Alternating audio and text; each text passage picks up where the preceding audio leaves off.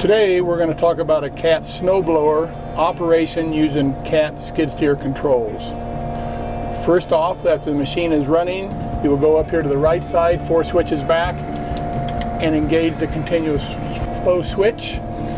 After that, you go to about a mid-idle, and you're going to ramp up the blower by roller switch up. That engages the impeller of the snowblower.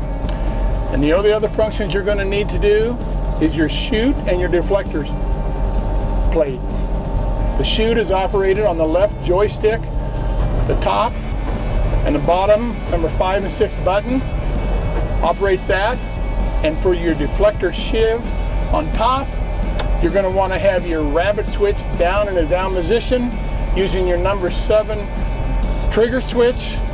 And by using the left-hand joystick controls, that operates the deflector. Going to run just a little bit of snow.